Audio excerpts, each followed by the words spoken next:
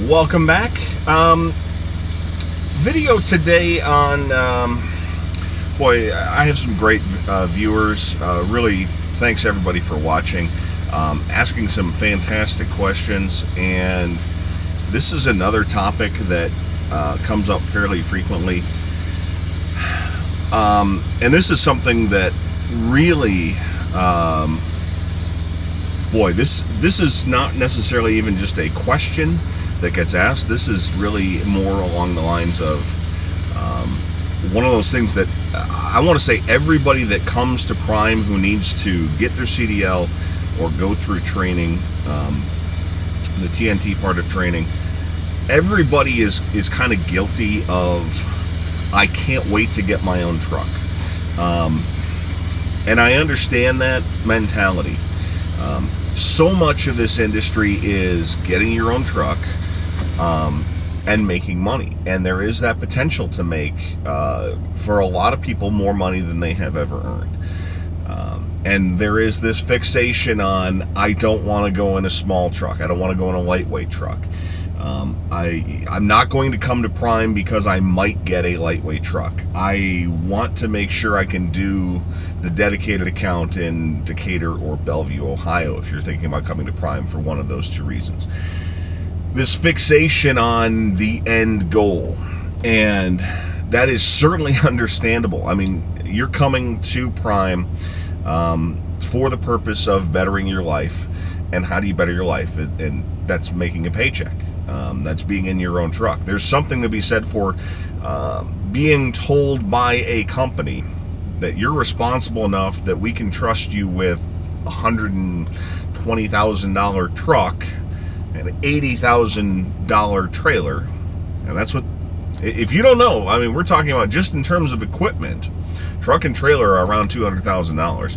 Throw on top of that 45,000 pounds of a product, just go on a conservative small size, and that's a product that, you know, first of all, the company that is paying for shipment, they're paying anywhere from $500 to a couple of $1,000s to have that product shipped, on top of the value of the shipment, which is into the thousands of dollars for the shipment. So we're talking about $250,000, and you're responsible for it.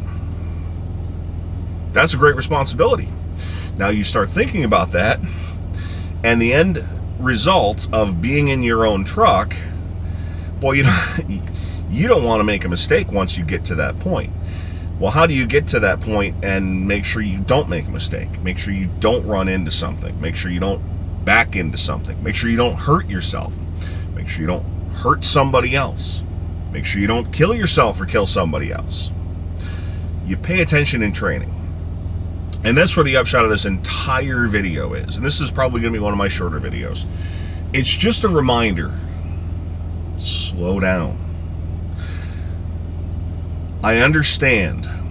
I was there too. I could not wait to finish training, get my CDL.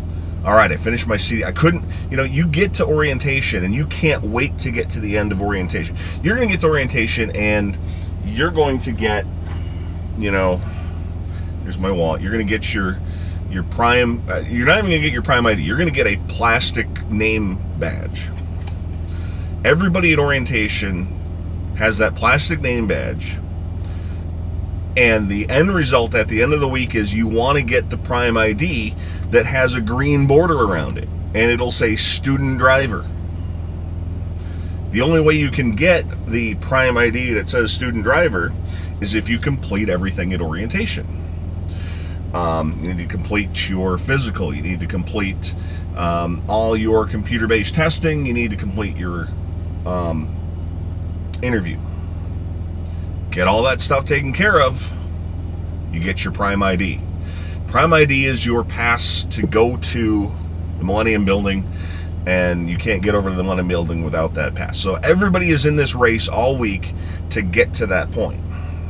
I need to get my ID. I need to get a trainer. Okay, you get a trainer, you get out on a truck. I need to get back to Prime and take my CDL test. I'm in a hurry to learn to get back to Prime to take my CDL test because I need to move on to the next part of training, to the TNT part. Okay, I've passed my CDL test. Maybe I trifected. I need to complete my 30,000 miles because I need to get into my own truck. I need to upgrade. And there's this rush. Now, first of all, a couple comments on 30,000 miles. Please note it is a minimum of 30,000 miles. In rare circumstances will they let you upgrade prior to 30,000 miles. But it is a minimum of 30,000 miles. If you have an accident, if you have critical events, I'll do a video on critical events at some point. Critical events are overspeeding, roll stability, but I'll do a whole video, separate video. If you have critical events while you're in training, they may say, you know what, you need to do an extra 5,000 miles. You need to do an extra 10,000 miles. TNT used to be 80,000 miles, not 30. And then they reduced it, and it was 40,000 miles. Now it's 30,000 miles. And then you get back to Prime, and I want to pick out my truck, and I want to go and get my first load. If you're in a rush and you don't learn what you need to learn while you are in PSD, while you are in orientation, while you are in TNT, because you are so worried about, I want to get a full-size truck, I don't want to get a lightweight truck. I'm getting a lightweight truck because I'm going to Bellevue, Decatur dedicated. But I want to get an International, I don't want a Freightliner. Maybe you've seen my 2 videos of the 2 trucks. Don't focus on that. Make sure you learn everything you need to learn. You're going to learn stuff in orientation, even though it sounds like it's a whole bunch of paperwork, and you're still going to learn stuff in those computer-based testing. You're going to learn a ton in PSD, and you're going to learn even more in TNT. Make sure you learn what you need to learn.